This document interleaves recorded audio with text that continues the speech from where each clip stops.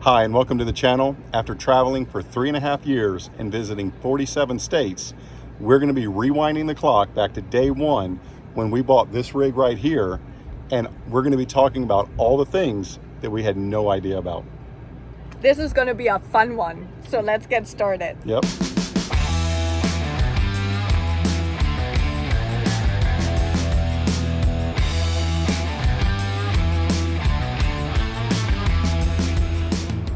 So not too long ago, Pam and I went out and we purchased one of the biggest trucks and biggest RVs on the market.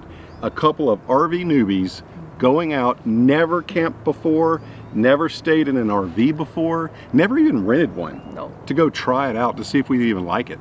We just said, you know what, we want to change, and the RV spirit filled us up. We want to travel. Yep. We don't care how. Let's just get on the road. No matter what, the road is calling. Yeah. So this video, we're going to rewind all the way back because we've traveled over 3 years full time with 2 small children. So we're going to take you guys back to day one when we purchased our rig for the first time, and what we didn't know, we're going to share our version of the story. And because let me tell you, we all start somewhere. Exactly, and it's so easy to forget. And we know for all of you veteran RVers out there, this will just be fun for you to watch because these are common sense. And it might bring back memories of when you first started too. But for RV newbies, it's absolutely not common sense. No. So number one on our list we talked about was toilets. Oh my gosh. Yes, that was so daunting. Like, how much chemical do you use and how to dilute it? And then you have to pull a lever to flush. Yes, levers. Chemicals. Like, I have to actually open something up so it all goes away. We're mad scientists. We have some chemicals here and put this in with a certain amount of water and make it around. And the entire process for anyone that's never done this before, you're like, is there a recipe that I need to follow for that? You go to the aisle in the camping store and there's so much to put in your tank. And you're like, what do I put in it? Exactly. And it's then just you watch poop. Exactly. Then you watch all these YouTube channels and you're like, everybody's telling you something different. You're like, oh my gosh, this is gonna be so hard. What are we gonna do? Like, you're making notes. Okay. Like, so we've got to put what in first? And then the Yeah, exactly. So from pushing the lever down and looking down the hole of despair to trying to figure out which chemical to buy so your black tank doesn't blow up. Yeah. All of that we had no idea about, and it really took a little while for us to get comfortable with the knowledge and the confidence to just dump it down there. Yeah, exactly. Now it's super easy. Now we're like, oh, well, as long as it smells like lavender, I guess that's good. That's the trick. As long as it smells like lavender, you're doing it right. So the next one we want to talk about is using a small space efficiently. Before you go camping, trust me, you'll be just like us. You're excited, you've got a pen and paper, maybe you're using the notes on your phone. Or an Excel spreadsheet. That guy. It was exhausting. It was, I mean, forever. I might have had 400 line items on the spreadsheet of all the things we have to have. Itemized, prices, prioritized about exactly what we need to buy on day one, all of it. And we didn't really fully understand that a small space doesn't take 400 line items of things to put in it. No. And nor do you need them. Nor do you need them. No. And that's what we had to learn, because in our mind, it was a lot bigger than when we got in and we said, where are we going to put all this? Yeah, where's the closet? Do we have any more space? Where's the pantry, the walk-in pantry? Is this a toy hauler? No, it's not, is it? No, what is a toy hauler? What's 2,000 pounds? For everything. Yes. So using a small space efficiently, we actually did an organic evolution of changing the way we live in our small space. Yeah. And I think that was the takeaway. You're going to start with something. Yeah. It's not going to be what you end with. You're going to go through these phases where you just get mad one day and you start throwing stuff out. It's just too much stuff in here. Every 3 months, we go through this. Absolutely. And we still do. Just rearrange everything. We still do. You're like, that's a bad idea. Yeah. I saw it on Pinterest. It does not work. Yeah. It's out. Exactly. And if you haven't, our biggest rule is if you haven't used it in like 3 months, Yeah, it's we'll gone. get rid of it. It's gone. I've been trying to do that with Lee's tools, but he No. won't let me. No. Yeah. Quality, not quantity. Remember that. That's the catch right there. All right. The next thing is slides and awnings. Yes. How scary are those? Yes. More slides than awnings. Yes, more slides. What are we going to do if it doesn't close the day that we want to hitch up and leave? So- because that actually happened to us. Yeah, quick backstory. Our first tow from the dealership to the campsite, the bedroom slide didn't work. So in our minds as an RV newbie in a huge purchase, day one, we're like, oh my God, everything's gonna be amazing, and your bedroom slide doesn't come out.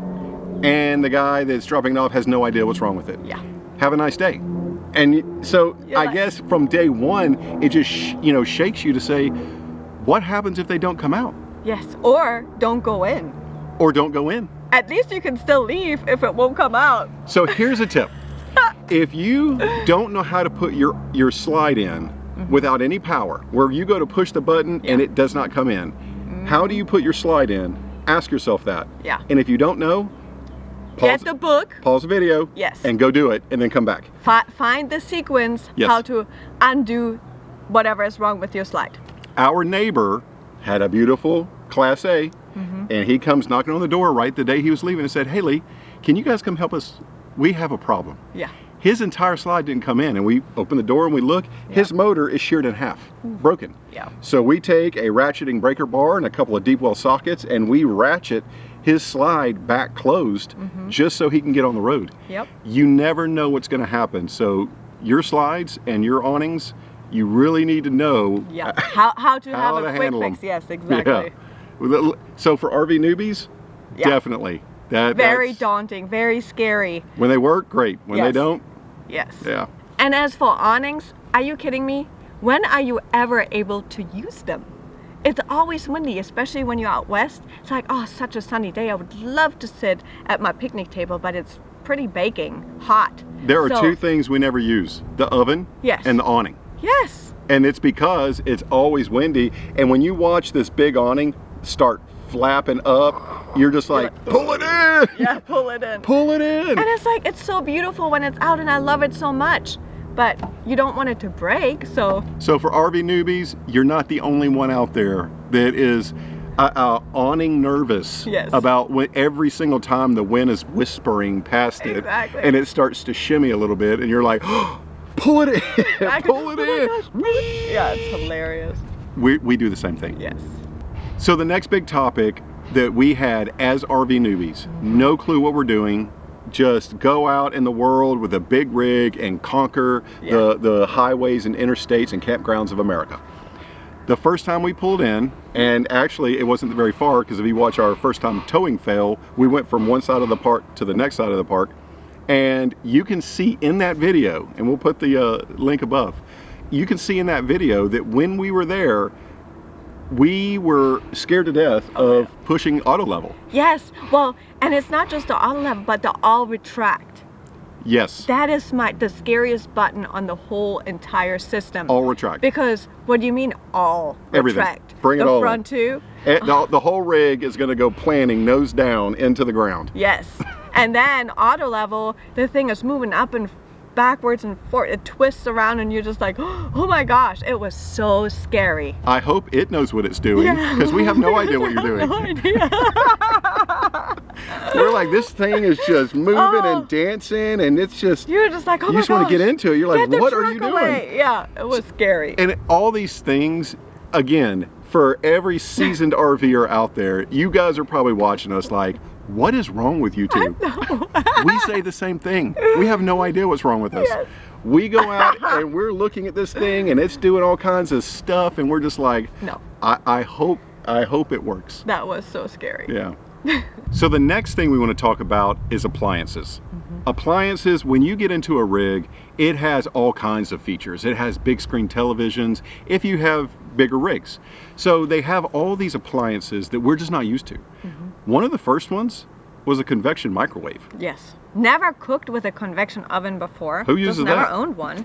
And especially not a microwave with convection. Yeah. It was so scary because, you know, you're thinking about baking a cake in a convection oven, but it's also a microwave. So what about the aluminum pan? Is it going to make a lightning storm in Is there? this nuclear? Exactly. Like, how do you use it and what function? And it was just so overwhelming. I mean, we didn't use it for a whole year. Yeah, we did. We're like, that's taboo. I guess we're not can baking. Can I put my bamboo bowl in a convection oven? I don't know. Let's try it out. Uh-oh. You can't. Yes. Yeah, Sophia made a taco out of a plastic plate Yeah, it because she hit folded the right wrong up. button. Yeah. Yep. Oh my gosh. So convection oven was absolutely something that was foreign to us because in mainstream life, before you get into RVing, before you downsize into something mobile, something transit, these things are just, I don't know. Yeah, you just don't use them. Not part of our everyday life. Yeah. And we've traveled the world. Exactly. We lived in Dubai, we've lived in Europe, we've lived all over the place. Yes. And a convection microwave was the Achilles heel for us. Exactly. It was. No clue. And then after a year, I was like, you know what? Let's just try it. And now it's so easy. We just make pizzas and everything in there. We love it. I know. Don't let us fool you. It is fantastic. It is. Now that we know that. And you know what? Moving on to the next appliance that we had no clue about was the furnace. Oh, yes. And it seems so easy. You're like, okay, it's just a furnace. It comes on when it's cold. Yeah, but what about the rest of the heating appliances? Yes. So what's the difference between the air pump or the heat pump and the furnace? We had no clue. You have a fireplace that has heat. You have a furnace that gives off heat. Yeah. And you have the heat pumps that are above you. So you have 3 ways to heat. Guess what an RV newbie says to himself? I don't know which one to turn on. Exactly. Which one? Which one do I need? What's the recipe? What's the balance? Do I put on the one under, you know, the fireplace? Do I put the fireplace on first and then the heat pump? Yeah. Should I use the heat pump instead of the furnace? The Yep. whole process for an RV newbie. I think we can actually make a whole Overwhelming. video on how to do the combination because you learn out of experience, but you have the sensors of the heater is only in the living room. So if you turn on your fireplace first, this is all through learning, going through the process, and it warms up the living room, then the furnace won't pop on and your bedroom will be cold. So it's a whole science. It is literally science. All I know is she's in there saying the floors are cold. Yes. That's what I hear. Yes, that Yes. is a big thing. You don't realize that.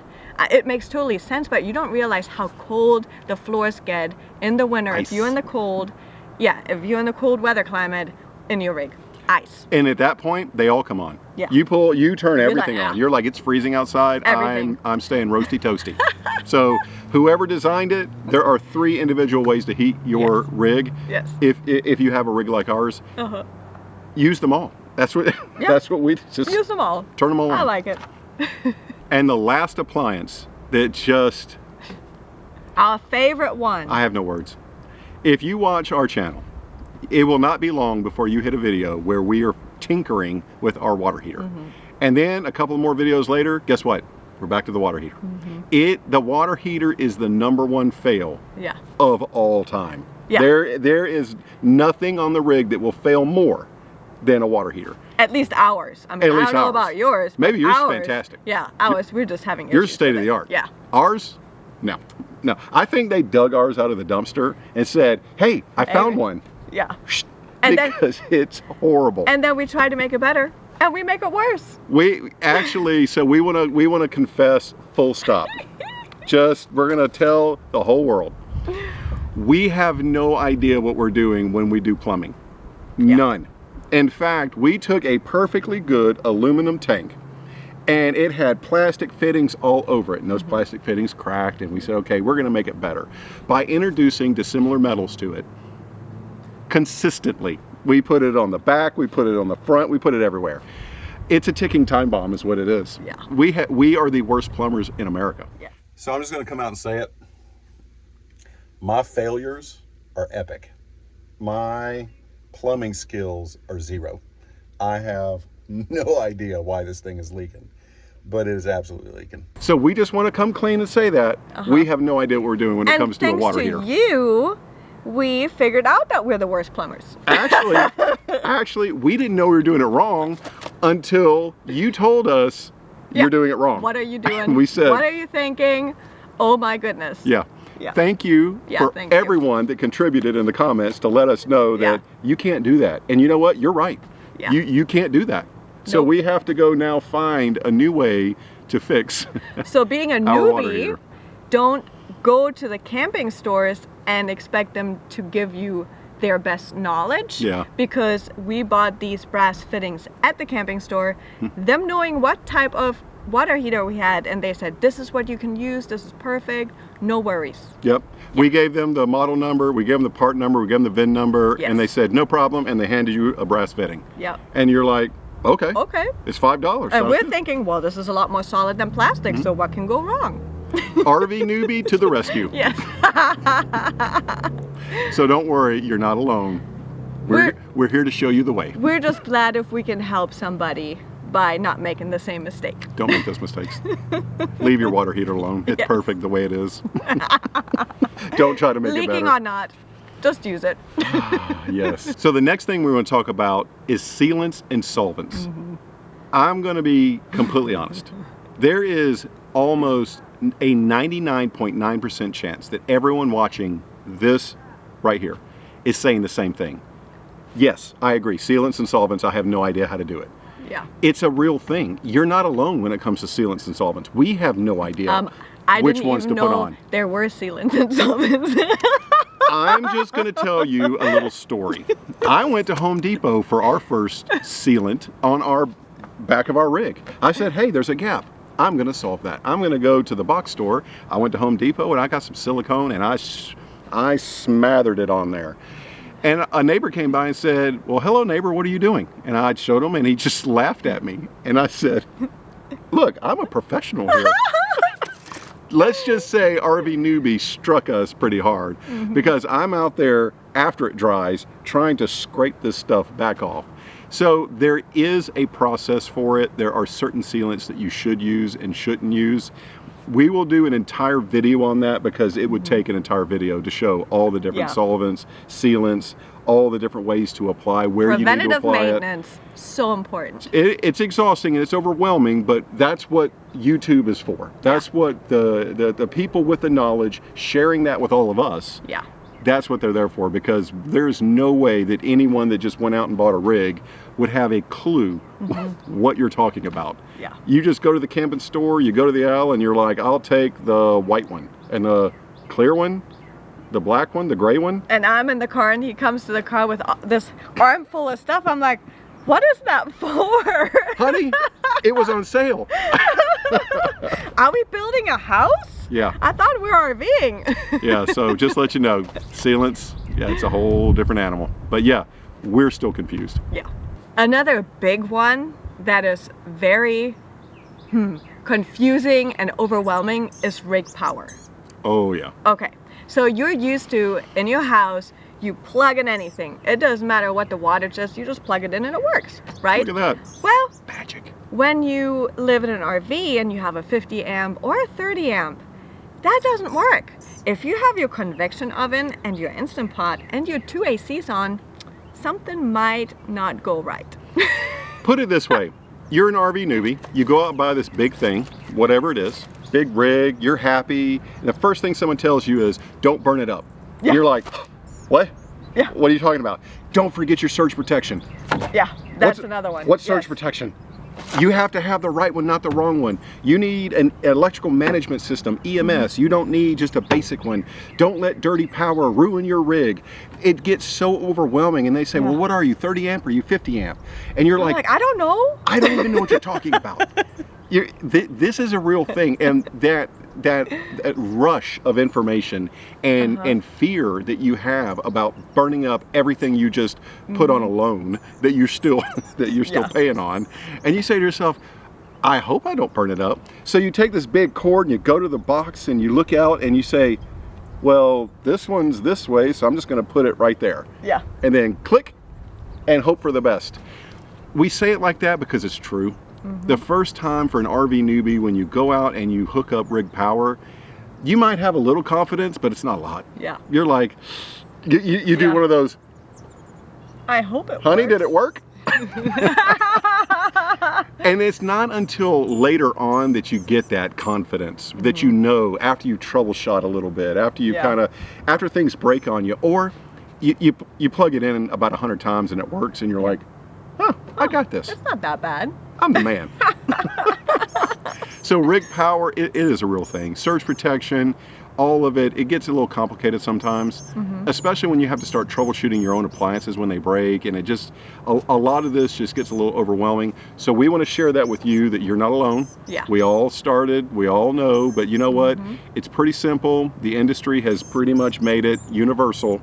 So it's just getting that confidence. It takes a minute. So here we are, the best for last, hitching and towing. Oh yeah, hitching and towing for any RV newbie. Let's just say that hitching and towing is the one thing that will last a long time. Yeah. You won't get out of RV newbie phase because of hitching and towing. Yes. That is the one that lasts years. And it doesn't matter how many times you watch it on YouTube, Yeah. you have to go through it yourself. It takes, I don't know, how many moves, I think 5 times, and still we started About 10 feeling years. a little bit, yeah, 10 years. About 10 years. We're almost there, right? Yes. Started feeling a little bit better about it, but yeah, that's always one of those nail biters. Anytime you hitch and tow, it doesn't matter how many times you do it. You can be 150 RV parks like us, 3 years of traveling America, 47 states. Hitching and towing will still break you. You're like, did I get this right? Did I get that right? Follow your checklist. Yeah. Important tip, follow your checklist. Yeah. Never not have a checklist, because you can watch most of our videos. Most. Yeah. And you will see we make mistakes all the time. Yes. And it's hitching and towing. Our tailgates will drop and dig the Grand Canyon out of the front of our front compartment. There, flat tires galore, bent axles. There's Yes. always something in hitching and towing that's a first time, and you're like, where did this come from? I didn't know this was a thing. Or the fifth wheel lock keeps snapping shut on you. Yeah. Yeah. If you have a fifth wheel and you go to hitch up the kingpin for the first time, Yeah. there is an emotional event waiting for you. Yeah. Because you will second guess everything. Is it locked? Are you sure it's locked? Yeah. I think I locked it. I didn't lock it at all. It's like a roller coaster of emotions. And the noises.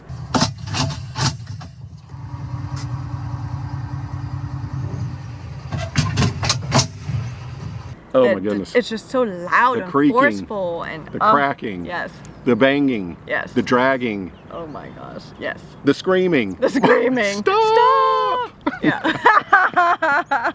Hitching and towing, definitely. But you know what? We had a lot of fun. We wanted to come clean on all the things that we had no idea about when we first started as RV newbies. And you know what? We're still in the RV newbie stage. So I guess this video is for all the people that just think, oh my gosh, am I alone in this? No, No. you're not. No, you're not. We all go through it. And you know what? We had fun, and we'll see you guys next time.